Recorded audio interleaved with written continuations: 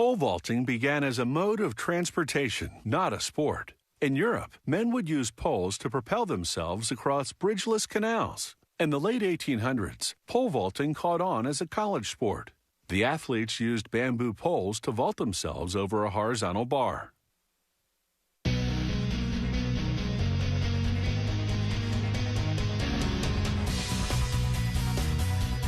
Today's poles are incredibly lightweight, yet strong enough to absorb the vaulter's energy, then throw it back to propel him over the bar. Some poles are made of carbon fiber, others out of this material, resin-impregnated fiberglass. The first step is to spread out the material and cut out the pole pattern. Meanwhile, a slitter machine cuts the same material into strips of a specific width. Then it winds each strip into its own roll. This spiral wrap machine automatically unravels the strip and wraps it around a hollow steel tube called a mandrel.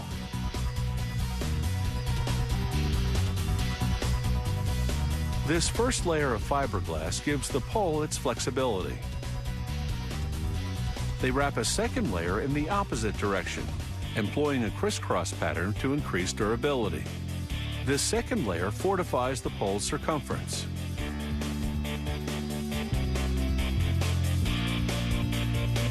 For the next layers, they remove the mandrel and lay it on a table.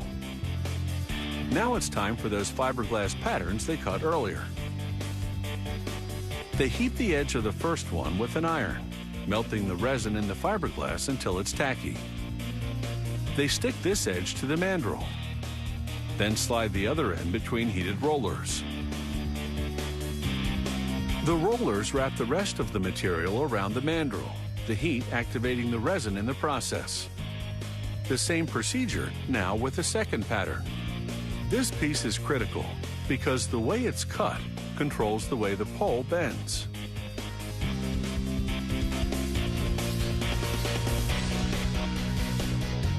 The mandrel and its multi-layer fiberglass coat now go into an oven. The heat generated by steam starts at 175 degrees Fahrenheit.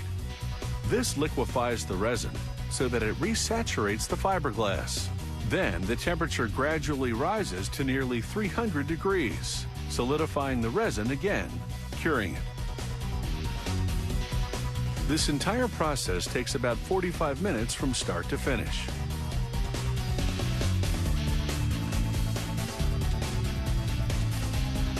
And when it finishes, a pole extractor slides the mandrel out of what's now a fiberglass pole.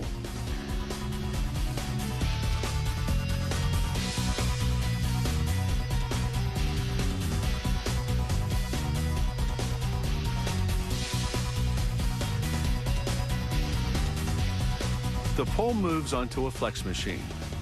In part, this is a stress test. If there's any type of defect, the pole will crack or break.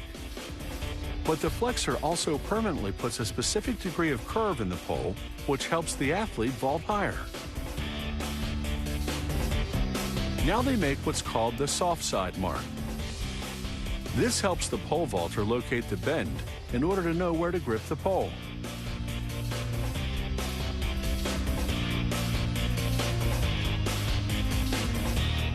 Next, they apply a maximum weight label, indicating how heavy the vaulter can be.